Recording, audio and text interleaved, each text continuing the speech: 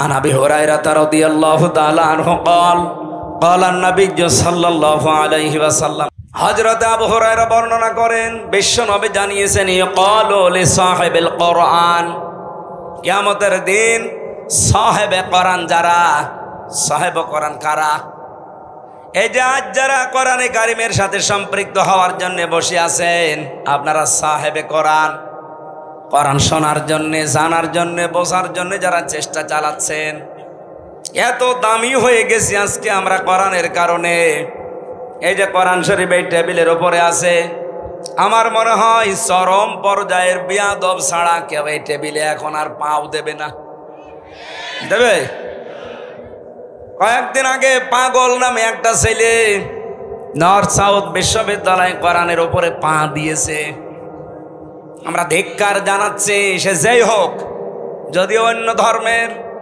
এখন তাকে চালানো চেষ্টা চালাচ্ছে সে নাকি মাথা খারাপ পাগল সে যদি পাগলই হবে ওই বিশ্ববিদ্যালয়ের লাইব্রেরিতে ত্রিপিটক আছে বেদ আছে গীতা আছে সে ওইগুলো তো লাথি দেয় না ওইগুলোতে থুথু মারে না শুধু কোরআন শরীফে লাথি দেয় তার মানে কোন পাগল আমরা বুঝে ফেলেছি এর সর্বোচ্চ শাস্তি দেওয়া লাগবে কোরআনের সাথে বেয়াদবি করার কারণে কথা বলেন না কেন এই শাস্তি আপনারা চান না আগামী থেকে যেন দুঃসাহস আর না দেখায় এখন বলছে পাগল হিসাবে চালাতে পারলে তার শাস্তি নাকি মওকুফ হয়ে যাবে এদেশের বিচার ব্যবস্থায় আমার মামলার যে লোকটার কারণে সাকিব তরবারি সাকিব তার নাম ওর বাড়ি হচ্ছে সিরাজগঞ্জে মাঝে মাঝে হাজিরা দিতে যেতাম ওরে দেখতাম ও এখনো পর্যন্ত ছেলে আছে ছাড়া পাইনি ও সিরাজগঞ্জ থেকে বাসের উপরে একটা কাঁচির মাথায় এভাবে কাপড় পেঁচিয়ে নিয়ে গেছে যে সংসদের সামনে ঘুরছিল পুলিশ ধরে বলছে ওই বেটা এখানে কি করিস ওই 20 সালের কথা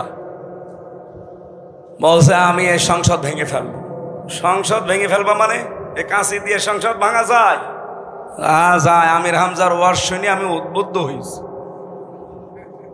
পুলিশ ওরেও ধরে নিয়ে গেছে আর আমার নাম যেহেতু বলেছে আমারও ধরে নিয়ে গেছে এই যে ধরে নিয়েছে এই মিথ্যা এই পাগলের কল্প কাহিনী এর উপরে 3 বছর আমার জেল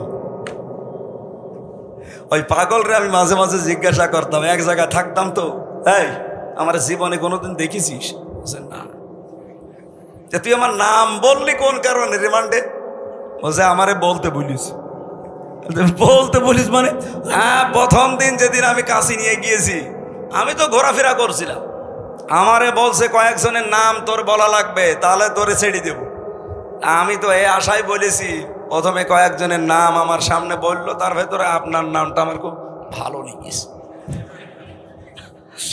আমি মনে করলাম আল্লাহ এ পাগল তো আসলে পাগল এরে নাই সার্টিফিকেট দেওয়া যায় আমারে বলছে আপনার নামটা আমার খুব ভালো লেগেছে কয়েকজনের নাম বললো আপনার নামটা ভালো লেগেছে এই জন্য নামটা বলে দিলাম এইরকম পাগল হলে না ডাক্তারের সার্টিফিকেট তৈরি করা যায় কিন্তু যে পাগল বিশ্ববিদ্যালয়ে পড়ে তার সামনে ত্রিপিটক আছে বেদ আছে গীতা আছে ধর্মীয় গ্রন্থ তো আরো আছে একটাও লাথিও দেয় না থুতুও দেয় না শুধু কোরআন শরীফে লাথি দেয় তার মানে এটা এখন পাগল বলে সাব্যস্ত করে চালানো আর যাবে না এটা আসলে জাতে মাতাল তাহলে ঠিক আছে এরা আপনি রিমান্ডে উল্টো করে ঝোলান দেখেন ও ঠিক সব বলে দেবে পেছনে কারা কারা আছে ও কোনো উদ্দেশ্য নিয়ে কাজ করেছে সাম্প্রদায়িক দাঙ্গা তৈরি করার জন্য দাদা বাবুরা বহু চেষ্টা চালিয়েছে এই 14 মাসে একটাও সফল হতে পারে নাই আর এবারের যে পূজা ওরা তো ব্যর্থ হয়ে গেছে বহু চেষ্টা চালিয়েছিল এই পূজা এবার একটা ঝামেলা তৈরি করতে কিন্তু ইসলামপন্থী মানুষেরা এই দেশে এমন একটা শান্ত পরিবেশ তৈরি করে দিয়েছে বিশেষ করে আমিরে জামাত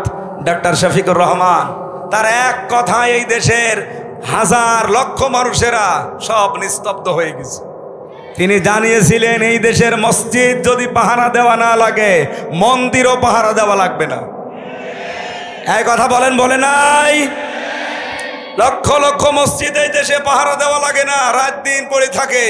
মন্দির পাহারা দেওয়া লাগবে কোন কারণে? তার কথায় উদ্বুদ্ধ হয়ে দল মত জাতি বর্ণ ধর্ম নির্বিশেষে সবাই মনে হচ্ছে পাহারাদা হয়ে গেছে। এবার দাদাদের সব চক্রান্ত ব্যর্থ হয়ে গেছে। হিন্দুদের কাছে আমি জিজ্ঞাসা করেছি, আমার কুষ্টিয়াতে আমার আসনে বহু হিন্দু আছে, সেদিন 100 হিন্দু এসে বলছে এবারের ভোট সব দাড়ি পাল্লাই দেব। অথচ জীবনে ওরা আমার শুধু টেলিভিশনে দেখেছে, মোবাইলে সরাসরি দেখি নাই। ওই দিনই আমরা দেখি, আমারে বলছে হুজুর মাওলানা যেভাবে এবার ধর্মীয় অনুষ্ঠান পালন করতে পেরেছি ওপরওয়ালার শুকরিয়া আদায় করছি। ওপরওয়ালা মানে কে? আমরা যদিও আল্লাহ বলে, তো আল্লাহ বলে না, বলে উপরওয়ালা। আমার সামনে তো আর দেবতা এই মূর্তি এগুলোর নাম বলতে পারছে না, বলছে উপরওয়ালা, ধন্যবাদ দেওয়া দরকার। খুব সুন্দরভাবে এবার পালন করতে পেরেছি। এই 54 বছরও আমরা এভাবে পারি না। জোরে বলেন আলহামদুলিল্লাহ। এটা বিশ্বের বিবেক যারা, মোড়ল যারা, এটা শুনতে পান না? আমার কুষ্টিয়ার ঘটনা। সাম্প্রদায়িক সম্প্রীতি নেই বলে বাংলাদেশে, পৃথিবীর ভেতরে এটা রোল মডেল। আমি তো ভারতের বহু প্রদেশ ঘুরেছি, মুসলমানেরা গরু জবাই করলে জহব্বা কেটে ফেলেছে, এমনও আছে মুসলমানদের। এই কথা বলেন না কেন? বাংলাদেশে আপনি তাকান, অন্য ধর্মের যারা আছে, আমরা যেহেতু নবীর হাদিস 100% বিশ্বাস করি, এই সংখ্যালঘু যা আমরা বলি না, তারা নিজেরাই বলে আমরা সংখ্যালঘু। আমরা বলি এই দেশে আপনারা কেউ সংখ্যালঘু নেই, আমরা যেমন আপনারাও তেমন। তারা যেহেতু বলে, এই হিসাবে বলছি, সংখ্যালঘু কোনো মানুষ যদি কিয়ামতের দিন নবীজি নিজে এই সংখ্যালঘু মানুষদের পক্ষে দাঁড়িয়ে এই সংখ্যাগরিষ্ঠ যদি অত্যাচার করে তাদের ওপরে, উনি ওই সংখ্যালঘুদের পক্ষে দাঁড়াবেন, আমাদের বিপক্ষে দাঁড়াবেন। আমাদের নবীর হাদিস সেই হিসাবে এই দেশে এখন আমরা যেহেতু ইসলাম মেনে চলার একটা পরিবেশ তৈরি করতে যাচ্ছি, আমরাও গ্যারান্টি দিতে পারি। সেদিন আমি দাদা, ওনার নাম ওই যে হিন্দু বৌদ্ধ খ্রিস্টান ঐক্য পরিষদের সেক্রেটারি, রাজবাড়িতে বাড়ি, সারা বাংলাদেশের মহাসচিব, কি জানো না, গোবিন্দ চন্দ্র পরামানিক, নাম শোনেননি? ওনার সাথে দেখা হয়েছিল। বলছে এই দেশে যদি এবার ইসলাম ক্ষমতায় আসে, উনি নাম ধরেই বললো আমার সামনে, বলছে জামাত ইসলামী যদি আসে, এই দেশে যত ধর্মের লোক আছে সবচাইতে বেশি নিরাপদে থাকতে পারবে। বিশ্বের মডলরা গোবিন্দ চন্দ্র পরামানিকের কথা একটু শোনেন, সে একজন হিন্দু মানুষ। এই জন্য যারা ধর্মীয় গ্রন্থের উপরে আঘাত দিলেন, আমরা অন্য কোনো কারণে না, আমরা চাই তার বিচার হোক, কারণে কোরআনে কারিম আমাদের কলিজার চাইতেও দামি। সেই কোরআন থেকে মাত্র একটা আয়াত পড়েছি, আর লক্ষ হাদিস থেকে যে হাদিসের প্রথম বরাত বলছি, এই কোরআনের সাথে সম্পৃক্ত থাকার কারণে এত মর্যাদা। আল্লাহর নবী বলেন আহলুল কোরআনি হুম আহলুল্লাহি ওয়া খাসাতুহু। কোরআনওয়ালা যারা, এরা সাধারণ মানুষ না, এরা আল্লাহর পরিবারভুক্ত এবং খাস ব্যক্তি। সুবহানাল্লাহ বলতে পারেন নাই? এই চাঁপাইনবাবগঞ্জে বহু মানুষ কোরআনওয়ালা মানুষকে নিয়ে টিটকারি করে। কোরআনের অনুষ্ঠান হলে আমরা দেখেছি তারা ভিডিওর মাধ্যমে, সংবাদ সম্মেলনের মাধ্যমে উল্টা পাল্টা কথা তাদের নামে লাগিয়েছে। আমরা নাকি কোরআনের নামে চাঁদা তুলি। বাংলাদেশে প্রমাণ কেউ দিতে পারবেন যে কোরআনের নাম করে কেউ এই দেশে আমরা চাঁদা তুলেছি? না, মানুষ নিজে কোরআন প্রচার করতে পারলে সৌভাগ্যশালী মনে করে, এই কারণে আরো দেশে দিয়ে যায়। আজকে আজিজ সাহেব নাকি দায়িত্বে আছে, জিজ্ঞাসা করেন তো ও কোরআনের এই অনুষ্ঠানের জন্য কোনো জায়গায় চাঁদাবাজি করেছে কিনা। অথচ যারা বড় বড় চাঁদাবাজের বাপ, তারা এই ফতোয়া নিয়ে আসে। ডক্টর মিজানুর রহমান আজহারি হাফিজাহুল্লাহ এ জেলায় একবার এসেছিলেন না? তাকে নিয়ে আমি কয়েকজনের কথা শুনলাম, তারা একেবারে খেয়ে দিয়ে লেগেছে মাথায় কাপড় বেঁধে। মুফাসসিরে কোরআন দুইজনই এমন এমন ফতোয়াবাজি আরম্ভ করেছে দুইজন মিলে। এই মিজান আজহারি আসার কারণে চাঁপাইনবাবগঞ্জের নাকি প্রত্যেক বাড়ি থেকে চাউল ডাউল কালেকশন করা হয়েছে। এমন কোনো বাড়ি ঘর নেই, দোকানপাট নেই যেখানে চাঁদাবাজি করা হয়নি। আরে ভাই, আপনার মতো চাঁদাবাজি করতেছে কি পাথর মেরে আমি মানুষ মেরে ফেলি? কোরআন প্রচারের দায়িত্ব যেমন আমার, যেই লোকটা 5টা টাকা দিচ্ছে তারও দায়িত্ব এটা। সে হয়তো সরাসরি ভাবে আসতে পারে না, টাকা দিয়ে সাহায্য করে। এই কথা বলেন না কেন? আর আপনি এইটাকে আপনার মতো চাঁদাবাজি হিসাবে চালিয়ে দিচ্ছেন। কোথায় চাঁদা কোরআনের জন্য দান করা আর কোথায় চাঁদাবাজি করা? এ আকাশ আর পাতালের চাইতেও বেশি ফারাক না? নিজেদের অপরাধগুলো ঢাকতে তারা এই উল্টাপাল্টা কথা সামনে নিয়ে আসে। মানুষ এখন আর পাগল নেই, কারণ এটা তো আর আগস্টের 5 তারিখের আগে না, এখন অক্টোবরের 9 তারিখ চলছে। হ্যাঁ, কথা বলেন। 54 বছরে বহু কিছু খাওয়িয়েছেন, এখন আর খাওয়াতে পারবেন না, কারণ এখন শুধু মানুষ না, এখন আমরা আল্লাহর খলিফা। এই খেলাফতের শর্ত কি? খলিফা হতে হলে কি কি করা লাগবে, ওই কথাগুলো আজকে শুনে যাবেন তো নাকি? কোরআন দিয়ে বলবো আমি ইনশাআল্লাহ। কিয়ামতের দিনে সাহেবে কোরআন যারা, নবীজি বলেন, আল্লাহ নিজে বলবেন ইকরা, পড়ো, ওর তাকি, উপরে ওঠো, অরতিল, কিভাবে পড়বা? তার তিলের সাথে পড়ো, কামা কংতা তো রত্তিল ফের দুনিয়া, যেভাবে দুনিয়ায় পড়তে। ও চাপাই বাসে, এটা রেকর্ড হচ্ছে, সারা বাংলাদেশের মানুষকে আমি জানাতে চাই, কোরআনে কারিম যদি কিয়ামতের দিন পড়ে পড়ে উপরে উঠতে চান, তার মানে 6666টা আয়াত আমরা অনেকেই জানি, এটা প্রসিদ্ধ। 6236টা আয়াত, এটা বিশুদ্ধ। যেটাই ধরেন সেটাই ঠিক আছে। কিয়ামতের দিন যদি এততলা বিল্ডিং এর উপরে থাকতে চান, আপনি দুনিয়াতে কোরআন পড়বেন ওইভাবে। কিভাবে? আল্লাহর নবী দিয়েছেন রত্তিল। পড়া কোরআনে আপনি 3টা শব্দ পাবেন কোরআন পড়ার ব্যাপারে, করা, রতালা আর তালাওয়া। 3টা শব্দের ব্যাখ্যা করতে গিয়ে আমি পেয়েছি 4টা অর্থ। কোন মানুষ যদি কোরআন পড়তে চায়, সে যেন শুদ্ধ করে পড়ে তার তিলের সাথে। ওয়ারাতিলিল কোরআন তারতিলা। আমি আশা করবো আজকে থেকে সিদ্ধান্ত নিয়ে যাবেন, এই রমজান আসার আগে আপনি তার তিলের সাথে শুদ্ধ করে কোরআন পড়া শিখবেন। এই দাবি আমি করতে পারি কিনা বলেন তো? যারা যারা পারেন না তারা হাত তোলেন। লিল্লাহে তাকবীর। ও, বাকি তো সবাই পারে, আলহামদুলিল্লাহ। চাঁপাইনবাবগঞ্জ, এটা মুসলমানদের, আমার মনে হয় এটা আতুর ঘর। বাংলাদেশে আমরা যে সমস্ত জেলাকে মুসলমানদের ঘর বাড়ি বলে মনে করি, তার ভেতরে সাতক্ষীরা, চাঁপাইনবাবগঞ্জ, চট্টগ্রাম। চাঁপাইনবাবগঞ্জ 2 নম্বরে আছেন আপনারা। অত্যাচার, জুলুম, নির্যাতন সহ্য করেছেন সাতক্ষীরার পরে আপনারা। ইতিহাস হয়ে থাকবে ইনশাআল্লাহ। তাহলে এই দাবি আপনারা আশা করছি রমজান আসার আগে পূরণ করবেন। 2 নম্বরে, কোরআনে কারিম শুধু পড়লে হবে না, তার তিলের সাথে পড়ার 4টা যে শর্ত বলছে, এটা আমি বানিয়ে বলছি না, ইবনে মাসউদ থেকে বর্ণিত। নবীজি জানিয়েছেন, কোরআনে কারিমকে কেউ যদি হক আদায় করে পড়তে চায়, আল্লাযীনা আতাইনাহুমুল কিতাবা ইয়াতলুনাহু হাক্কা তিলাওয়াতি। সূরা বাকারার 221 নম্বর আয়াতের প্রথম অংশে আছে, আমি এই কোরআন যাদেরকে দিয়েছি তারা এর হক আদায় করে তেলাওয়াত করে। উলাইকা ইউমিনুনা বিহি, এরা আমার কোরআনে বিশ্বাসী। ওয়া ইয়াকফুর বিহি ফাউলাইকা হুমুল খাসিরুন।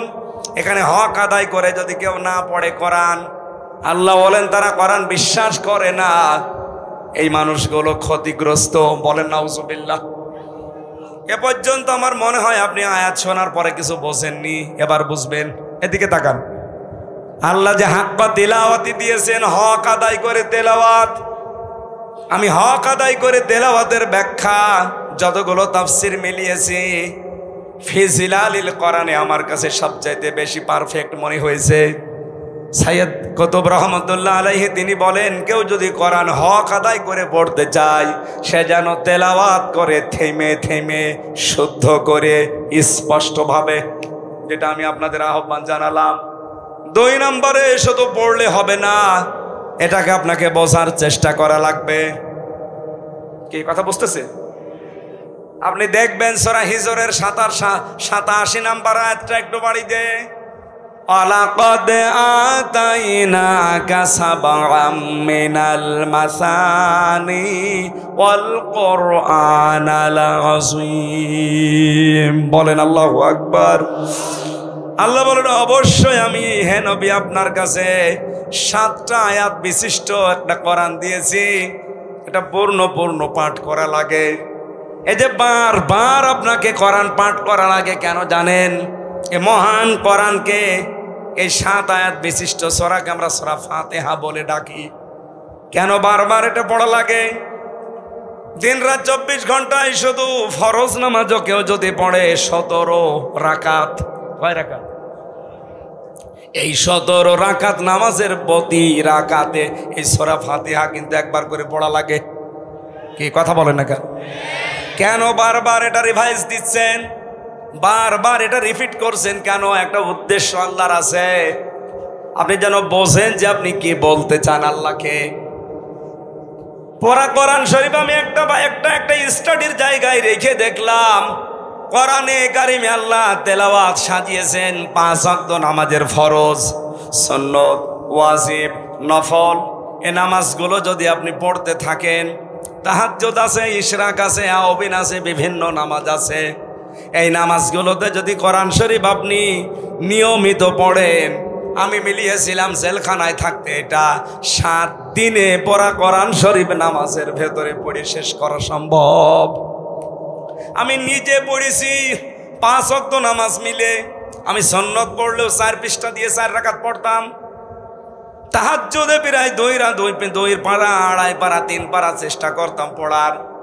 এরপরে আওয়াবিন নামাজে 1 পারা, এরপরে ইশরাক নামাজে 1 পারা। এভাবে করে করে আমি দেখেছি 7 দিনে পড়া কোরআন শরীফ শুধু নামাজে শেষ করা সম্ভব। ওই সময় আমি একটা চিন্তা নিয়ে এসেছিলাম, কেন আল্লাহ এই সিস্টেমগুলো করে দিলেন এত তেলাওয়াতের? আমার বুঝ এসেছে এটা কোরআন কেন্দ্রিক যদি মানুষ জীবন গঠন করতে পারে, ওকে আপনি এই পৃথিবীতে পিটিয়েও শিরিক করাতে পারবেন না। এটা আমি বুঝে ফেলেছি ওই সময়। আপনি দেখবেন এই জন্য নামাজের ভেতরে পড়বেন, একটু বোঝার চেষ্টা করবেন যে কি পড়ছেন। নামাজে যাওয়ার আগে 2-5 মিনিট অন্তত বাংলা অর্থটা, শাব্দিক অর্থগুলো একটু দেখে যাবেন। নামাজে তেলাওয়াত করলে আপনার মন বসে যাবে। 3 নম্বরে শুধু বুঝলে হবে না, যা বুঝলেন ওইটা আপনার প্র্যাকটিক্যাল লাইফে মানা লাগবে। কথা বলেন না কেন? আমার প্রশ্ন, এই বাংলাদেশে এই 54 বছরে কোরআনে কারিম আছে না নেই? আরো জোরে। কিন্তু ব্যক্তিগত জীবন থেকে আন্তর্জাতিক জীবন পর্যন্ত মেনে চলার পরিবেশ আছে। এমন এমন অফিস এই দেশে আছে সরকারি, যেখানে চেষ্টা করলেও হালালকে হালাল জানে মানা যায় না, হারামকে হারাম জেনে মানা যায় না। এরকম অফিস নেই দেশে? চলেন আপনাকে দেখাবো। 3টা বছর আমি নিজে প্র্যাকটিক্যাল দেখেছি। আদালতের ইট পর্যন্ত টাকা চাই। আমার মনে হচ্ছে ইটও এভাবে তাকিয়ে আছি 3 গুণা হয়ে যে টাকা দেন। আপনি বাংলাদেশের একটা অফিসের নাম বলেন যেখানে আজ টাকা ছাড়া ফাইল চলে না? ফাইল চলেই না, টাকা দেবেন, ফাইলের মনে হয় হাত পা বেড়ে যায়। ঘোষ যদি এখন অনেকাংশে বন্ধ হয়েছে, কিন্তু 100% বন্ধ এখনো হয়নি। এটা 100% বন্ধ কিয়ামতের আগে সম্ভব না, যতদিন আল্লাহর কোরআন এই দেশে কায়েম না হবে। সাইয়েদ কুতুব এইটাই বোঝাতে চেয়েছেন। তাহলে 3 নাম্বার শর্ত বলছিলাম আপনাকে, এটা মানতে হবে। আর মানার জন্য আমরা এবার চেষ্টা চালাচ্ছি পরিবেশ তৈরি করার। কথা বলছে না কেন? চাঁপাইনবাবগঞ্জের এই 11 নম্বর ওয়ার্ড থেকে শুরু করে সংসদ পর্যন্ত এমন ভাবে এবার কোরআন দিয়ে আমরা সাজাতে চাই যেন কোরআনে 11 নম্বর ওয়ার্ড থেকে সংসদ পর্যন্ত মানা যায়। আপনি তো ডিস্টার্ব হয়ে যাবে, তাড়াতাড়ি।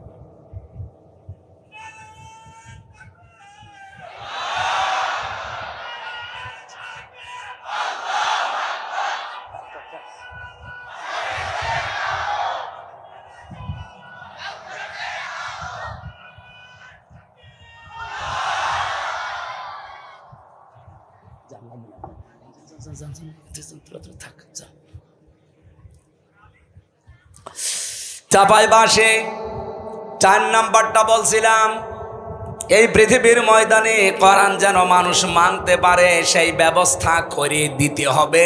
এই 4টা বিষয় যারা মেনে চলে তারা কোরআন হক আদায় করে পড়ে। আল্লাহর ভাষায় এরাই মাত্র কোরআনে বিশ্বাসী। এবার আপনি নিজের সাথে আয়াতটা মিলান, বাংলাদেশে কোরআনে বিশ্বাসী মানুষ কেমন পাবেন? আজ কত মানুষ কোরআনের রেফারেন্স দেয় সংসদে দাঁড়িয়ে, অথচ এই 4টার একটাও মানে না। আমি নিজে তাকে প্রমাণ করব। আসেন, আপনি যদি আমার সামনে শুদ্ধ করে কোরআনে কারিমের একটা সূরা পড়তে পারেন, আপনাকে আমি মিষ্টি খাওয়াবো। অথচ রেফারেন্স দিচ্ছে কোরআনের, মনে হচ্ছে আল্লামা হয়ে গেছে। স্বামী আর স্ত্রী বানিয়েছে কোন মিস্ত্রি? 1 নাম্বার তো পেলাম না। 2 নাম্বারে কোরআনে কারিম বুঝবে, শুধু আয়াত পড়ে লাকুম দীনুকুম ওয়ালিয়া দিন, লা ইকরাহা ফিদ্দিন। অথচ আয়াতের বাংলা অর্থও যদি সঠিকভাবে বলতে পারে, আমি মিষ্টি খাওয়াবো। বাংলাটাও পারে না। একটা আয়াতের কমপক্ষে আমি 33টা করে অর্থ পেয়েছি, আমার এই মোবাইলে আছে। কয়টা বলতে পারবেন আপনি? লা ইকরাহা ফিদ্দিন, দিনের ব্যাপারে বাড়াবাড়ি নেই। লাকুম দীনুকুম ওয়ালিয়া দিন, তোমার ধর্ম তোমার, আমার ধর্ম আমার। এটা কি বুঝেছেন আপনি? 33টা অর্থ করা লাগবে এক একটা আয়াতের। আপনি আন্দাজে একটা আয়াত পড়ে বাংলা অর্থ জানা নেই, আগা নেই, মাথা নেই বলে দিলেন। কোন আয়াত থেকে রেফারেন্স দিতে হলে কমপক্ষে উসুলে তাফসিরের মূল নীতি হচ্ছে তার আগের আয়াত পরের আয়াতের সাথে সম্পর্ক আগে বলা লাগে। যারা আলেম আছে জিজ্ঞাসা করেন তো, উসুলে তাফসিরের মূল নীতি 15টা, এর 9 নাম্বার নীতি হচ্ছে আগের আয়াত পরের আয়াতের সাথে রিলেটেড কি আছে এটা আপনাকে আগে জানা লাগবে। আপনি কোন কারণে লাকুম দীনুকুম ওয়ালিয়া দিন ফতোয়া দিতে যান? এদেশে বহু মানুষ এই ফতোয়া দিতে গিয়ে ধরা খেয়েছে। হাসিনাও একবার বলেছিল লাকুম দীনুকুম ওয়ালিয়া দিন, রাহুল বুখারী। এটা বলে নাই, আয়াত পড়ছে কোরআনের, দলিল দিচ্ছে বুখারীর। 3 নাম্বারটাও নেই, আপনি মেনেও চলেন না। আপনার 3.5 হাত বডির ভেতরে ইসলাম নেই। কথা বলেন না কেন?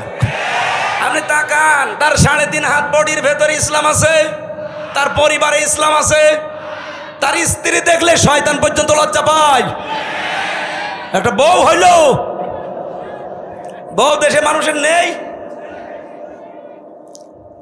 চাঁপাইনবাবগঞ্জের জন্য বদনাম একটা, কি বউ গো, আমি নিচে নামলাম না। আবার তারা ভুল ধরে জামাত ইসলামী বাংলাদেশের আদর্শ নিয়ে। আপনার তো আদর্শই নেই। জামাত ইসলামী বাংলাদেশের যে আদর্শ আছে এই জন্যই তারা টিকে আছে। আপনার তো আদর্শই নেই। আপনি কি নিয়ে মানে যে তর্ক বিতর্ক করেন, কি নিয়ে করেন? আপনার আদর্শ আছে বলেন তো, আপনি কি আদর্শের উপরে আছে? আপনার আদর্শ চাঁদাবাজি করা, একটা আদর্শ হইল। আপনার আদর্শ পাথর দিয়ে মানুষ হত্যা করা, একটা আদর্শ হইল। যারা এইভাবে চাপাবাজি করে গলাবাজি করে চালিয়ে চলে যাচ্ছেন, আমি বাংলায় বলছি, আপনার কাছে কোনো আদর্শ নেই। কারণ আপনি যার আদর্শ মানেন সেই লোকটাও সঠিক না। এই পৃথিবীতে আমরা যার আদর্শ মানি তিনি সঠিক। মুহাম্মাদুর রাসূলুল্লাহ, তিনি সঠিক ছিলেন, তাকে আল্লাহ নিজে পরিচালিত করত। তাছাড়া বাংলাদেশে আর যাদের আদর্শ আপনারা কেউ মেনে চলে, আবার বুক ফুলিয়ে বলেন আমি অমকের সৈনিক, আপনারও নেতাই তো ঠিক নেই। তার যে 70 বছরের জীবন, এই গ্যারান্টি কেউ দিতে পারবে যে জীবনে কোনোদিন জেনা করিনি, কোনোদিন জীবনে একটা মিথ্যা কথা বলিনি? কথা বলেন না কেন? তো আমরা যারা আদর্শ প্রচার করি, কায়েম করতে চাই, গ্যারান্টি আমরা দিতে পারি। ওয়া ইন্নাকা লাআলা খুলুকিন আযীম, এমন মহান চরিত্র আল্লাহ তাকে দিয়েছে, কিয়ামত পর্যন্ত কুল কিনারা করে পাবেন না যে কি আদর্শ তার ভেতরে আল্লাহ দিয়েছে। আযীম শব্দ আল্লাহ কাউকে দেয়নি, মুহাম্মদ রাসূলুল্লাহকে দিয়েছে। আর এক জায়গায় দিয়েছেন আল কোরআন আল আযীম। ওইটা কিছুক্ষণ আগে সূরা হিজরের 87 নম্বর আয়াত পড়লাম। কোরআনকে আল্লাহ আযীম বলেছেন, আর মুহাম্মদ রাসূলুল্লাহর আদর্শকে আল্লাহ আযীম বলেছেন। সুবহানাল্লাহ বলতে পারেন নাই? এজন্য এই চাপাবাজি গলাবাজি বাদ দেন। আমরা চাপাবাজি করছি, গলাবাজি করছি, আমাদের একটা আদর্শ আছে। আর আপনারা যারা এগুলো করেন একটারও কোনো আদর্শ নেই। আপনার যা ভালো লাগে করতে পারেন। আপনার রাগ হবে আমি জানি, আপনার রাগ দেখার জন্য আমি আসি না, আমি সঠিকটা তুলে ধরলাম। যারা এই কথাগুলো আমাদের উপরে দোষ চাপিয়ে দিতে চান উল্টা পাল্টা, পেছনের দিকে আর যেতে চাই না, এখন আমরা এই দেশকে সামনের দিকে নিয়ে যেতে চাই। 4 নাম্বারটাও আপনারা চেষ্টা করেন না, কিন্তু আমরা চেষ্টা করছি।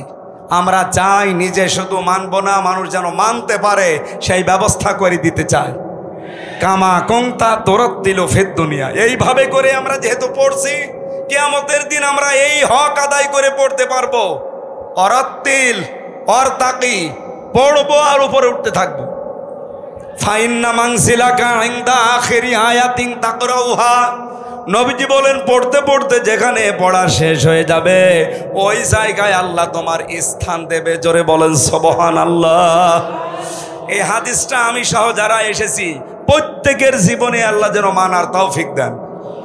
সূরা নূর 55 নম্বর আয়াত। এখানে 64টা আয়াত আছে, মাত্র একটা আয়াত পড়েছি। আমার আলোচনার বিষয়, আমরা যে আল্লাহর খলিফা, এই খেলাফতের দায়িত্ব পালন করতে হলে কি কি শর্ত মানা লাগবে সেইগুলো। আল্লাহ রাব্বুল আলামিন বলেন, এদিকে তাকান ভাই, না হচ্ছে না, ক্লাস এভাবে হবে না। আপনি এখানে আসলেন কেন? হ্যাঁ, যান যান, চলে যান। এই তাড়াতাড়ি যান, তাড়াতাড়ি যান। আপনার যে শরীর, ওরে বাবা, এ তো মনে হচ্ছে জবাই করলে 2 গ্রাম খানা হয়ে যাবে। না, ওইরকম স্বাস্থ্যই দরকার। আমার তো শেষ করে দিয়েছে। হাসিনার ওপরে এমনি রাগ হয় আমার, এই কারণে আমার কণ্ঠও শেষ করে দিয়েছে, তেঁতুল খাবিয়ে খাবিয়ে, যৌবন তেঁতুল খাবিয়ে শেষ করে দিয়েছে। এমনকি আমার এই কণ্ঠটাও নষ্ট করে দিয়েছে তেঁতুল খাবিয়ে। প্রত্যেক খাবারে খালি আমার তেঁতুল দিত। খেলে খান, না খেলে না খেয়ে মরে যান। কারণ ওই ফাঁসির কন্ডেম ছেলে কেউ দেখারও কেউ নেই, বলারও কেউ নেই। ওই শয়তানদের যা বলতো ওরা তাই করতো। আর কপালটাও আমার খারাপ। কারারক্ষের দায়িত্বে যেই কয়টা পেয়েছিলাম, 100টার ভেতরে আমার মনে হয় 90টাই সব মালায়ন। মালায়ন তো বলা ঠিক না, হিন্দু। দেবদুলাল, সুব্রত বালা, আশিক কুমার, চয়ন ঘোষ, নাম মুখস্থ করে ফেলেছি। বলেন তো, যাদের নাম বলছে সব তো আল্লাহর ওলি নাকি? মাইকে জ্বর বাড়িয়ে দিন, গলা ভেঙে যাচ্ছে, রিভাব দিয়ে দিন।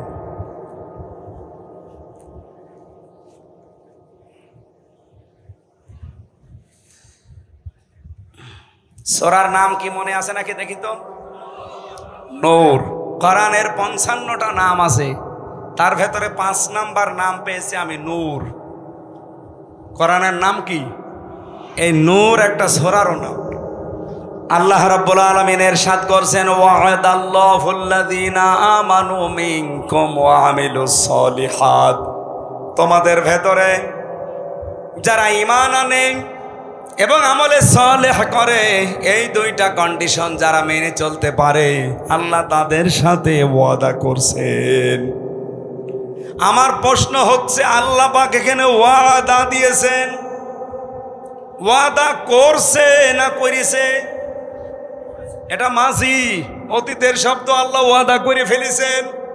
আমার প্রশ্ন, বলেন তো, আল্লাহর ওয়াদা যখন থেকে তিনি করলেন ওই দিন থেকে আজকের দিন পর্যন্ত মিথ্যা হয়েছে?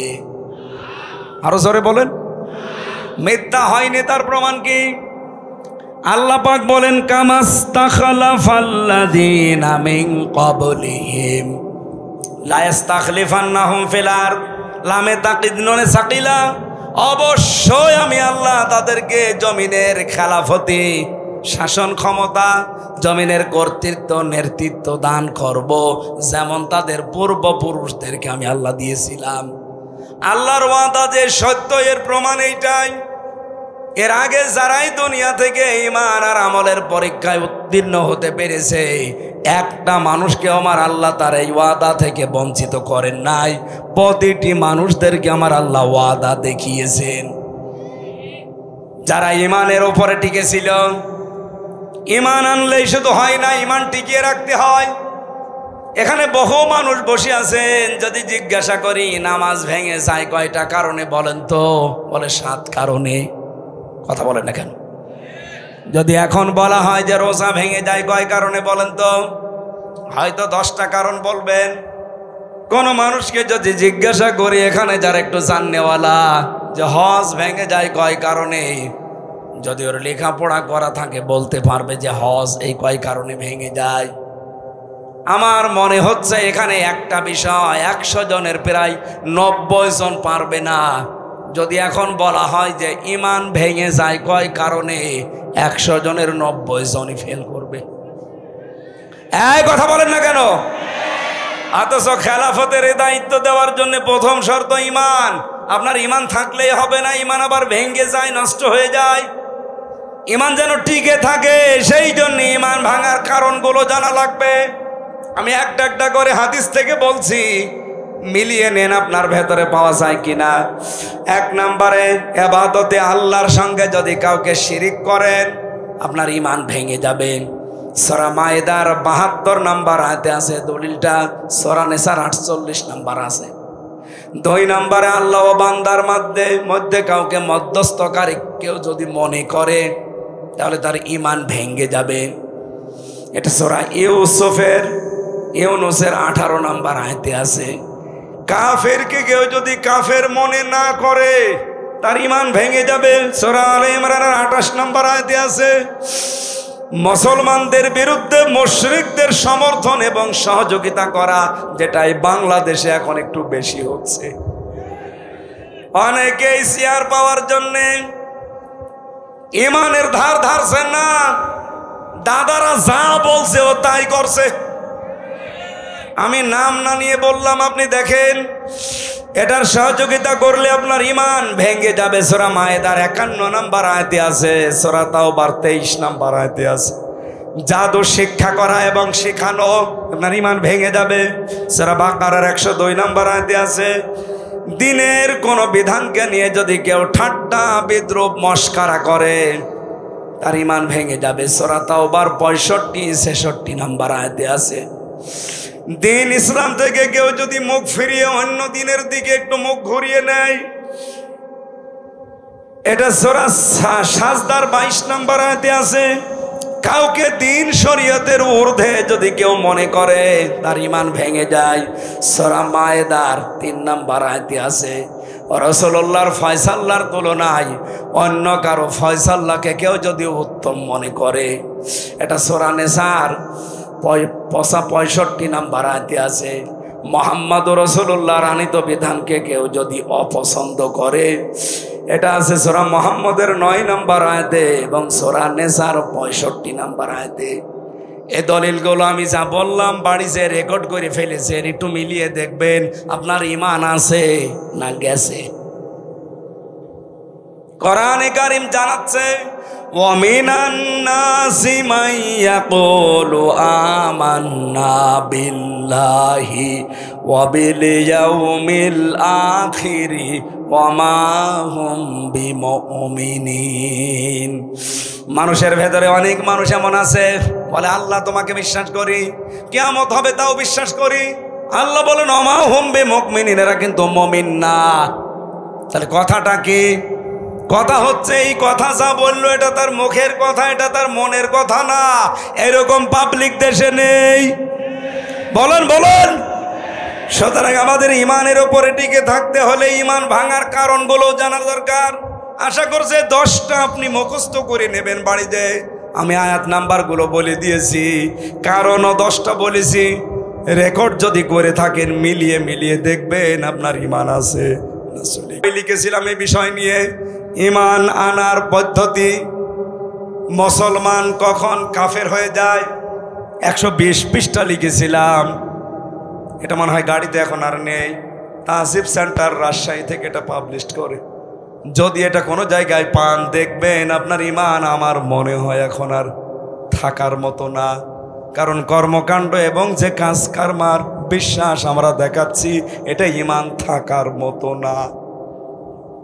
2 নম্বরে ওয়ামিলুস সালিহাত, তারা ভালো ভালো কাজ করবে। এইবার আমার প্রশ্ন, এদিকে তাকান। যতগুলো ডিকশনারি আমি পড়েছি দেখেছি, এখানে আলেম যারা আছে কেউ কি বলতে পারবেন যে সলেহ মানে শুধুমাত্র নেক সৎ? এখন আধুনিক ব্যাখ্যাগুলো বের হচ্ছে, আপনি দেখেন সলেহ মানে যোগ্য। সলেহ মানে কি? যোগ্য। যারা ঈমান আনার পরে যারা যোগ্য হবে, যারা নিজেদেরকে যোগ্যতা সম্পন্ন করে গড়ে তুলবে তাকওয়ার ভিত্তিতে, এই মানুষগুলোর সাথে আমার আল্লাহর ওয়াদা হচ্ছে জমিনের শাসন ক্ষমতা আল্লাহ তাদেরকে দেবে। আয়াতটা পড়ার পরে আমি মিলিয়েছি, বাংলাদেশ জামাত ইসলামীতে এই মানুষগুলো এখন তৈরি হয়ে গেছে। আপনি রাগ করলেও এটা সঠিক কথা। আপনি দেখেন ইউনিয়ন থেকে 11 নম্বর ওয়ার্ড কাউন্সিল থেকে শুরু করে সংসদ পর্যন্ত, এমনকি আন্তর্জাতিক লেভেল পর্যন্ত চালাতে যত যোগ্যতা সম্পন্ন, সৎ এবং সততা সম্পন্ন মানুষ দরকার, সব সেক্টরে জামাত ইসলামীর আছে। এই জন্য আমেরিকার মতো খ্রিস্টান রাষ্ট্র তারা আজ বলতে বাধ্য হচ্ছে যে বাংলাদেশ জামাত ইসলামীকে এই দেশে আমরা 5 কারণে ক্ষমতায় দেখতে চাই। 5টা কারণে। তার 1 নাম্বার কারণ, তারা যত মানুষ দায়িত্বে আছে সবগুলো তারা সৎ, ভদ্র এবং যোগ্য। 3টা কথা তারা লিখেছে, সৎ, ভদ্র এবং যোগ্য। তাদের সাথে কথা বলা যায়। এদেশে তো 73টা দল আছে, কোন দলের নাম তো বললো না। আরো 4টা আছে, আমি বাদ দিলাম। প্রথমটায় দেখেন তো একটা খ্রিস্টান এই সার্টিফিকেট দিচ্ছে যে জামাত ইসলামী বাংলাদেশ রাষ্ট্র ক্ষমতায় যাওয়া দরকার 5 কারণে। তার 1 নাম্বার, এরা যত মানুষ আছে এই দেশে নেতা সব যোগ্য, সৎ এবং ভদ্র। সুবহানাল্লাহ বলতে পারেন নাই? 1500 বছর আগে নবীজিকে আবু জেহেল যেমন বলেছিল আল আমিন আস-সাদিক, আমার মনে হচ্ছে এই খ্রিস্টানরা এখন এই দেশের একামতে দিনের কর্মীদেরকে সেই সার্টিফিকেট দিচ্ছে। এই জন্য এবার আমরা এই আয়াতটা পড়ার পরে বিশ্বাস করতে পারছি, কারণ জমিনে আল্লাহ খেলাফতি কিছু কিছু কারণে দেয়। তার 1 নাম্বার কারণ, যখন আল্লাহ দেখে জমিনে এই মানুষগুলো সবচাইতে বেশি অত্যাচারিত হচ্ছে, এই অত্যাচারের বদলা হিসাবে তাদেরকে শাসন ক্ষমতায় বসিয়ে দেয়। এটা আছে সূরা কাসাসের 5 এবং 6 নম্বর আয়াত। অনুরিদু আন্না মুন্না আলাল্লাযিনা ইসতাদআফু ফিল আরদ। আমি আল্লাহ একটা ইচ্ছা করলাম, ফেরাউন যাদেরকে জমিনে দুর্বল করে রাখতে চেয়েছিল জুলুম অত্যাচার নির্যাতন করে, অনাজালাহুম আইম্মাতান, আমি চাইলাম তাদেরকে জমিনের নেতৃত্ব কর্তৃত্ব দিয়ে নেতা বানিয়ে দিতে। আল্লাহ নেতা বানিয়ে দিচ্ছে না, অনাজালাহুমুল ওয়ারিসিন, এবং এই জমিনের শাসন ক্ষমতা বিশেষ করে ওয়ারিস তাদেরকে বানিয়ে দেব। এতটুকু আল্লাহ শেষ করে দেননি। অনুমাক্কিনা লাহুম ফিল আরদ, তাদেরকে আমি জমিনের কর্তৃত্ব দান করব, শাসন ক্ষমতায় বসিয়ে দেব। কেন বসাবো? অনুরিয়া ফিরাউনা ওয়া হামানা ও জুনুদাহুমা, আমি ফেরাউন, হামান আর তার লোকজনকে দেখাতে চাই মিনহুম মা কানু ইয়াহজারুন, তাদেরকে সবচাইতে বেশি ভয় যারা পেত ওই মানুষগুলোকে আমি আল্লাহ রাষ্ট্র ক্ষমতায় বসাতে চাই। বাংলাদেশ জামাত ইসলামীকে এই দেশের জালেম রাম আর বামরা এই 54 বছর সবচাইতে বেশি ভয় পেয়েছে। অন্য কোন দলকে এত ভয় পেয়েছে কারোর ওপর অত্যাচার এভাবে হয়নি।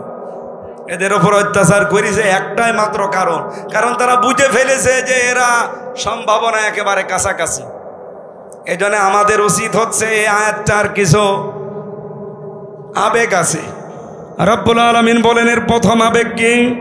আমি আল্লাহ কি করব জানো? ওয়ালা ইউবাদদিলান্নাহুম ওয়ালা ইউমাক্কিনান্নাহুম দীনাহুমুল্লাযী ইরতাদালাহুম, তোমাদের জন্য আমি যেই দিনকে পছন্দ করি ওই দিন আমি তোমাদের ওই জমিনে কায়েম করে দেব।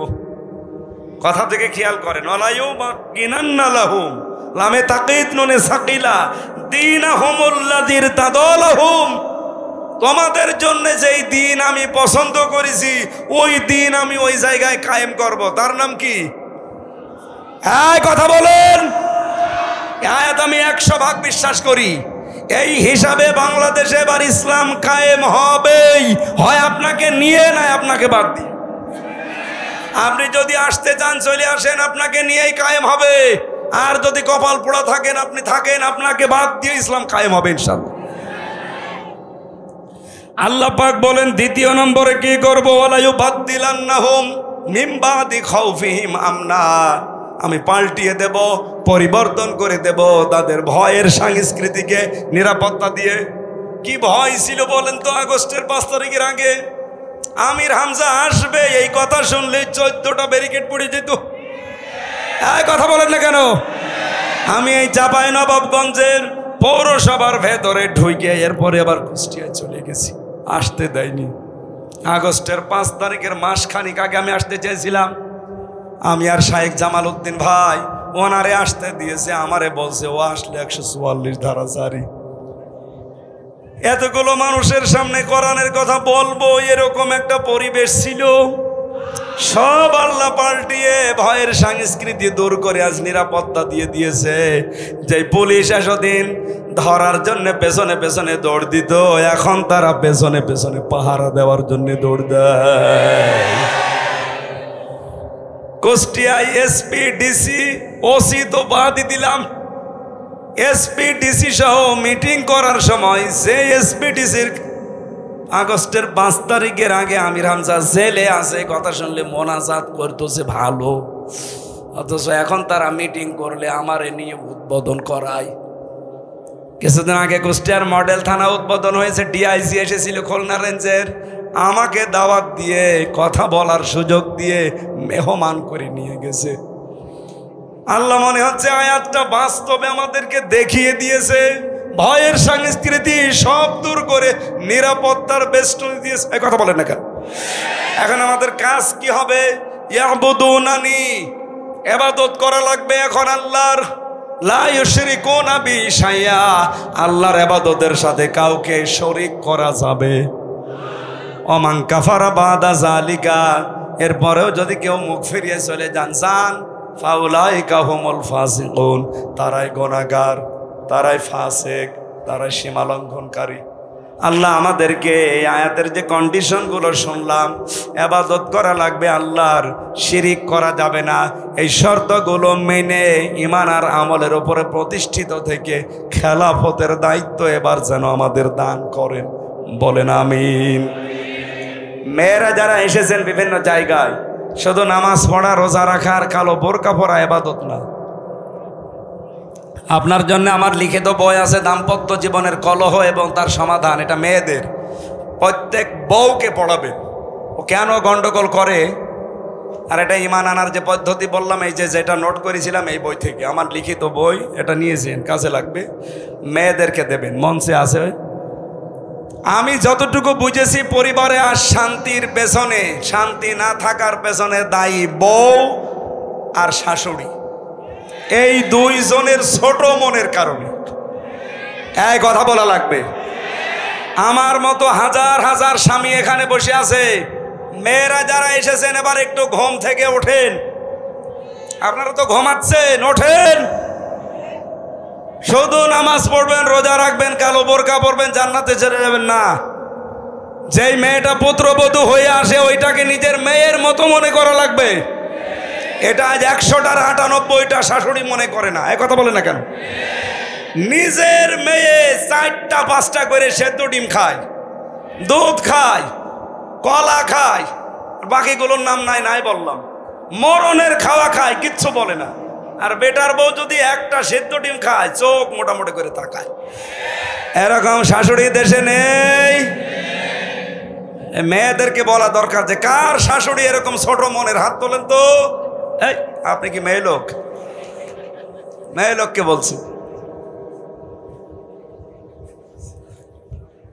শাশুড়ি যারা আছেন, আমি তো নিজের থেকে বলছি, আমার শাশুড়ি আমি খেতে পারলে যা খুশি হয়, যা আনন্দ পায়, আমি দেখেছি আমার বউ বেশি খেতে পারলে আমার মা ওই পরিমাণে খুশি হয় না। এরকম মাও দেশে নেই। আপনি মা একজন উদার হবেন আমার জন্য, আমার বউর জন্য, তারপরে তো সংসারে শান্তি আসবে। আপনার এই ছোট মনের কারণে আমিও অশান্তিতে আছি, আমার এই বউটাও অশান্তিতে আছে। এই কথা বলছেন না কেন? আমার মনে হয় বউ আর শাশুড়ি যারা আছে, এরপরেও যদি এরা সোজা না হয়, এ কোরআন শরীফ বুখারী শরীফ দিয়ে হবে না, এদের বাকারি শরীফ লাগবে। সাল্লিমা আল্লাহুম্মা সাল্লি আলা মুহাম্মাদ ওয়া আলিহি ওয়া সাহবিহি ওয়া বারিক ওয়া সাল্লিম। বালাগাল উলা বিকামালিহি কাশাফাত দুজা বিজামালিহি হাসনাত জামিউ খিসালিহি সাল্লু আলাইহি। সুন্নাত নয় শুধু দাওয়াতের মেহমান, সুন্নাত নয় শুধু খাওয়া শেষে মধুপান, আরো কিছু সুন্নাত আছে তুমি জানো কি? জানলেও জীবনে কখনো তা মানো কি? আলহামদুলিল্লাহ। চাঁপাইনবাবগঞ্জ জেলার সদর থানার অন্তর্গত 11 নম্বর ওয়ার্ড সেবা সংস্থা কর্তৃক আয়োজিত তাফসীরুল কোরআন মাহফিলের স্বনামধন্য সভাপতি জামাত ইসলামী, এই নামটা বললে এখন কলিজা ভরে যায়, প্রাণ খুলে জবান ছেড়ে নাম এতদিন বলতেও পারতাম না।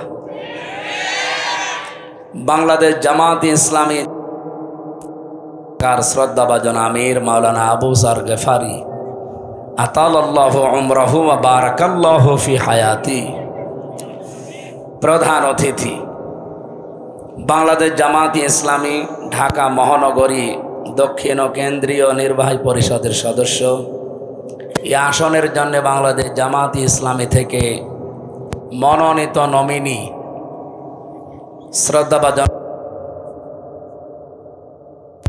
সাবেক ছাত্র নেতা, বাংলাদেশ ইসলামী ছাত্র শিবিরের কেন্দ্রীয় সাবেক সভাপতি জনাব নুরুল ইসলাম বুলবুল আতালাল্লাহু উমরাহু ওয়া বারাকাল্লাহু ফি হায়াতি। বিশেষ অতিথি সাবেক এমপি চাঁপাইনবাবগঞ্জ সদর 3 জনাব লতিফুর রহমান।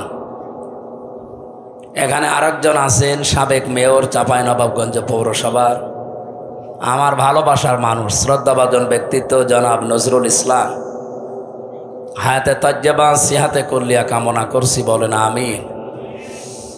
আলোচনা করলেন মাওলানা হোসাইন আহমেদ মাহফুজ চুয়াডাঙ্গা, মাওলানা আব্দুল মকিম জিহাদি, আপনাদের এই বড় মসজিদের সম্মানিত খতিব, মঞ্চে বসা ওলামা ইকরাম, সামনে বসা মুসলমান ভাইরা, পর্দার আড়ালের সম্মানিতা মা এবং বোনেরা, প্রশাসনের ভাইরা, প্রাণ প্রিয় চাঁপাইবাসী। আমার মনে হয় চাঁপাইনবাবগঞ্জে আসলে ওই শহীদের কথা মনে হয় যিনি কোরআনের জন্য জীবন দিয়েছিলেন। এই ভোলাহাট থানায় বাড়ি না, কোন থানায় যেন, গমস্তাপুর, যিনি কোরআনের জন্য যে জীবন দিয়েছিল একটা যুবক, শিবগঞ্জ, শেষ মোহাম্মদ, শহীদ শেষ মোহাম্মদ। আল্লাহ রাব্বুল আলামিন তাকে জান্নাতের সুউচ্চ মাকাম দান করেন। দল মত নির্বিশেষে আজকের এই অনুষ্ঠান আমরা সাজিয়েছি। এটা শুধু বাংলাদেশ জামাত ইসলামীর না, মানুষ পদবাচ্যে আমরা যারা বিবেচিত তাদেরকে আমরা ডাক দিয়েছি আজকে। আমাদের পরিচয় আমরা 3টা দেই। 1 নম্বরে আমরা মানুষ। 1 নম্বরে কি? ওয়ালাকাদ কাররামনা বানি আদম। আল্লাহ তাআলা বলেন পৃথিবীতে সবচাইতে বেশি সম্মান দিয়েছি বনি আদম সন্তানকে। সেই হিসাবে আমরা দাবি করতে পারি কি বলেন তো? মানুষ। আরো জোরে বলেন কি? 2 নম্বরে আরেকটা উপরের পরিচয় আছে, এটা সবাই দিতে পারে না, যারা দায়িত্ব পালন করে তারা দিতে পারে, তার নাম খলিফা। কি বললাম? ইন্নী জাইলুম ফিল আরদি খলিফা, অবশ্যই আমি জমিনে খলিফা পাঠাতে চাই। এই গল্প করেন মানে? এদিকে তাকান, এখানে কথা বুঝবে না, বাইরে চার দোকানে যে গিবত করবে।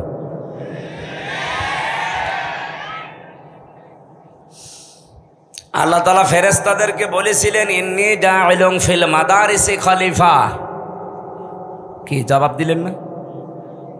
অনেকে বলেছিলেন যে আমি মাদ্রাসায় খলিফা পাঠাবো।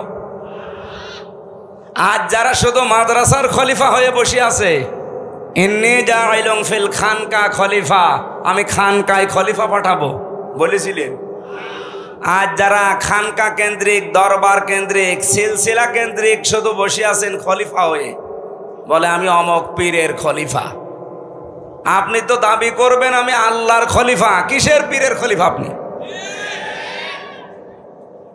আপনাকে পাঠিয়েছেন আল্লাহ তার নিজের খলিফা করে মাদ্রাসায়, খানকায়, মসজিদে, দরবারে। কোথায়? ফিল আরদি, জমিনে। আল্লাহর খলিফা আমরা যারা দাবি করি আজ জমিনে আমরা তো নেই। আমরা কেউ খানকায়, কেউ মসজিদে, কেউ মাদ্রাসায়, কেউ দরবারে, এগুলো নিয়ে দখল করে বসে আছি। জালেমরা জমিন ফাঁকা পেয়েছে, 180 মাইল বেগে চালাচ্ছে। এবার আর চালাতে দেওয়া হবে না। এই কথা বলেন না কেন? এবার আর চালাতে দেওয়া হবে না।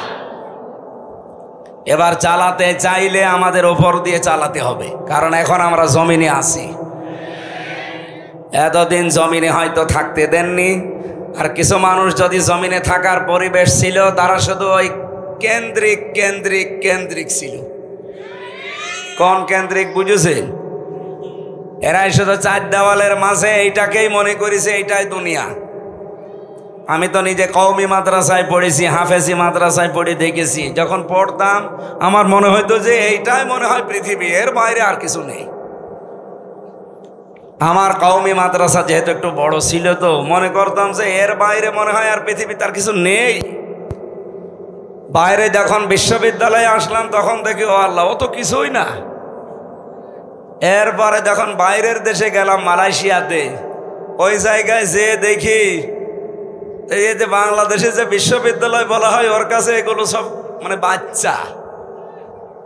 আমি যেখানে পড়েছি কুষ্টিয়া ইসলামিক বিশ্ববিদ্যালয়, মালয়েশিয়া ইসলামিক বিশ্ববিদ্যালয়, ওইটা ইন্টারন্যাশনাল।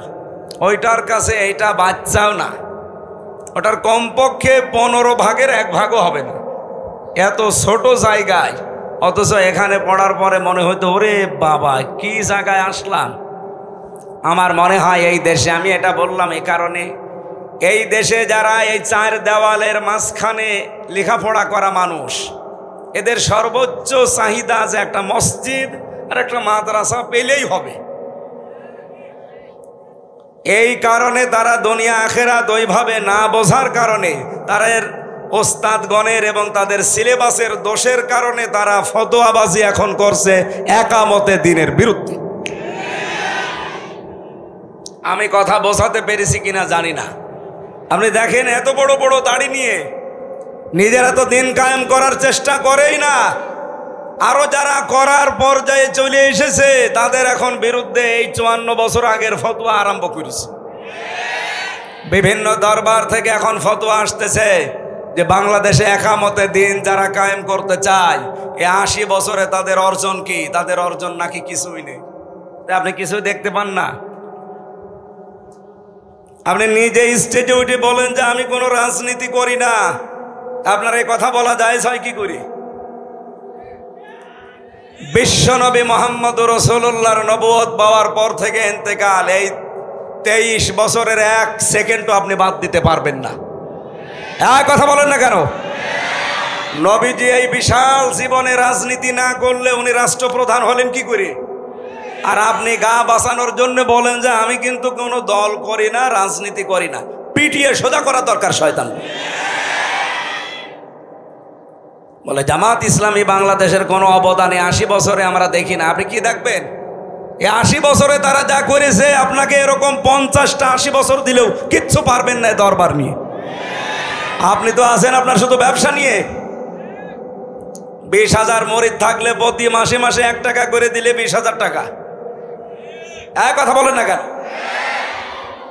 আল্লামা সাইদি রহমতুল্লাহ আলাইহে মানে যে মাঝে মাঝে ভণ্ড বীরদেরকে মুখোশ খুলে দিতেন, এমনি না। কারণ দেখেন যার 20,000 মরিদ আছে সারা বাংলাদেশ মিলে, ওর আর কিছু করা লাগবে? ও মরণ পর্যন্ত শুধু বসে খেয়ে চলে যাবে। অথচ ওরে দরবারের খলিফা করে আল্লাহ পাঠায়নি। মসজিদে মাদ্রাসার জন্য না, ওরে আল্লাহ পাঠিয়েছিলেন জমিনে। আজ আমরা জমিনে থাকতে চাই না, এই জন্যই তো জালেমদের এত গাত্রদাহ শুরু হয়েছে। আমির হামজা এতদিন জমিনে ছিল না, ছিল বিভিন্ন জায়গায়। একটা কথা আমার পক্ষে বিপক্ষে কেউ বলে না, নিশ্চুপ ছিল। কিন্তু যখনই জামাত ইসলামী বাংলাদেশ আমাকে নমিনি বানিয়েছে কুষ্টিয়া সদরের জন্য, এই যে রাম আর বামপাড়া, বিশেষ করে জালেম যারা এখন নতুন যুক্ত হয়েছে, তাদের সাথে মুনাফিকেরা, কোথাকার সেই 12 সাল 13 সালের ভিডিও কাটছাট করে আগে নেই পরে নেই, এখানে প্রসাব করিবেন, না করিলে 50 টাকা জরিমানা, এইরকম সাজিয়ে মানুষের সামনে এখন বিভ্রান্ত ছড়াচ্ছে। আমি 1.5 ঘন্টা 2 ঘন্টা কথা বলি, পুরাটা শোনেন তো একটা ভুল বের করতে পারেন কিনা? হ্যাঁ, স্লিপ অফ টান কিছু হতে পারে, এটা আমার ইচ্ছাকৃত না, অনিচ্ছাকৃত ভুল মার্জনীয়। আমি ইচ্ছা করে যদি কিছু বলে থাকি সেইটা আপনি সঙ্গে সঙ্গে আসেন। যতগুলো তথ্য এ পর্যন্ত বলেছি ইচ্ছা করে একটাও ভুল বের করতে পারিনি, শুধু কাটছাট করা ছাড়া। অনিচ্ছাকৃত ভুল, ওটাকে আমি নিজে ইচ্ছা করে করি, মুখ দিয়ে বের হয়ে যায় মানুষ হিসাবে, সেটার জন্য আমি সরি বলি এবং সংশোধন হওয়ার জন্য আমি চেষ্টা চালাই। এরপরেও যারা পেছনে লেগে থাকেন, আমি নাই ক্ষমা চাই, আল্লাহ আমারে আশা করি ক্ষমা করে দেবে। আপনি গীবত করে কি করলেন বলেন? আপনি গীবত করে কি করলেন? আপনার নিজের নেকিগুলো তো নষ্ট হয়ে গেল, কিছু আমল আখলাক যা ছিল সব আমার আমল নামায় চলে আসে। ইমাম আবু হানিফা রহমতুল্লাহ আলাইহি, আমি একটা ঘটনা পড়ছিলাম ওনার জীবনে, আর একটা পড়েছিলাম হাসান বসরি রহমতুল্লাহ আলাইহি। উনি একজনের কাছে একটা মরিদ বা সাগরেদ দিয়ে একটা মিষ্টি পাঠিয়েছেন। লোকটা বলছে, কিসের মিষ্টি? আপনি ওনার নামে কালকে বদনাম করছিলেন, গেবত করছিলেন। আর গেবত বা বদনাম করলে কি হয় আপনি কি জানেন? আপনার জীবনের নেকিগুলো সব তার আমল নামায় চলে গেছে, আর তার গোনা যা ছিল সব আপনার আমল নামায়। আপনি এত বড় উপকার করলেন, আপনার মিষ্টি না খাওয়িয়ে পারা যায়? আমার তো মনে হচ্ছে এই 12 সাল থেকে শুরু করে এই 25 সাল 3 বছর নাই জেলে ছিলাম, বাকি সময়গুলোতে যারা পেছনে লেগে আছেন, আপনাদের বাড়ি বাড়ি আমার মিষ্টি পাঠানো দরকার। আমি তো ভুলের জন্য ক্ষমা চেয়ে মাপ চেয়ে যেভাবেই হোক আমি মাপ আল্লাহর কাছে পাবো বলে আশা করি। কিন্তু আপনি কি করছেন বলেন? আপনি কি করছেন? আপনি নিজাম মজুমদারের বিরুদ্ধে কথা বলেন না, ডক্টর জাফর ইকবালের বিরুদ্ধে কথা বলেন না, শেখ হাসিনার বিরুদ্ধে আপনি কথা বলেন না, আপনি কথা বলেন আমির হামজা, মাওলানা মিজানুর রহমান আজহারি, তারেক মনোয়ারের বিরুদ্ধে না? এই সমস্ত মানুষগুলোর অবদান আপনি অস্বীকার করেন। আপনি কি করেছেন ইসলামের জন্য? আপনি জমিনে কয়দিন ছিলেন বলেন তো? আমার মাজা ভেঙ্গে দিয়েছে শুধুমাত্র নবীজির আদর্শ মানার কারণে, ইসলাম মানার কারণে। আপনি কয়দিন এই কষ্ট সহ্য করেছেন বলেন? আমার মাজায় দড়ি টাঙিয়ে 11 ঘন্টা টাঙিয়ে রেখেছিল জালেমরা, 11 ঘন্টা। আমি ইশারায় নামাজ পড়েছি, পেশাব পায়খানার জন্য মাত্র 2 বার 2 মিনিট করে ছুটি দিয়েছিল। বলেন তো, মাথা নিচের দিকে পা উপরের দিকে 11 ঘন্টা এভাবে থাকা, আপনি কয়দিন থেকেছেন? আমার মাথার চুল থেকে পায়ের তালু পর্যন্ত 1 ইঞ্চি জায়গা বাকি নেই যেখানে টর্চার করে না। আর আপনি ফতোয়াবাজি করেন দরবারে বসে বসে না? আপনার পেট আর জহব্বা ছাড়া কি আছে কি? কিছু কিছু পীর এই দেশে আছে না, যারা জামাত ইসলামীর অবদানকে দেখতে পায় না। এদের দেখবেন শুধু পেট আর জহব্বা, এই দুইটা বাদ দেবেন কিচ্ছু পাবেন না। এত বড় বড় পেট হয়, মহিলারা দেখে লজ্জা পায়। কি গো, সন্তান হয় আমাদের আর পেট হয় এর? কি ভড়ি, আখেরি ভড়ি। আমার মনে হয় এখানে নজরুল ভাই, ঠিক আছে আপনি বসেন বসেন বসেন। আমি দ্বিতীয় পরিচয় বলছিলাম, আমরা আল্লাহর কি খলিফা। কি বলেন তো? এবার কি খেলাফতের দায়িত্ব পালন করা যাবে? আমার আজকের আলোচনার বিষয় এই খেলাফতের শর্ত কি কি, এগুলো যদি পূরণ করতে পারি, এই শর্তের উপরে টিকে থাকতে পারলে আল্লাহ তার ওয়াদা এবার ঠিক পালন করবে ইনশাআল্লাহ। 3 নম্বরে আমাদের আরেকটা পরিচয় আছে, সর্বোচ্চ পরিচয়। কি বলেন তো? আমরা আল্লাহর গোলাম। এটা অনেকেই বলতে চায় না, বলে আমি অমুক পীরের গোলাম। ওর কোন জায়গায় মারবেন বলেন তো? ওয়াইন কুনতুম ফি রাইবিম মিম্মা নাযালনা আলা আবদিনা ফাতু বিসূরাতিম মিন মিসলি। আল্লাহ পাক বলেন, এ কোরআন আমি আমার যে বান্দার উপরে নাজিল করেছি, এখানে কি বলেছে যে এটা আমি নাজিল করেছি এমন কোন বড় কোন বিষয় দিয়ে? আলা আবদিহি, আমার বান্দার উপরে কোরআন শরীফ পড়ে আমি পেয়েছি আল্লাহর কাছে সব চাইতে প্রিয় নাম আব্দুন বা আব্দুল্লাহ।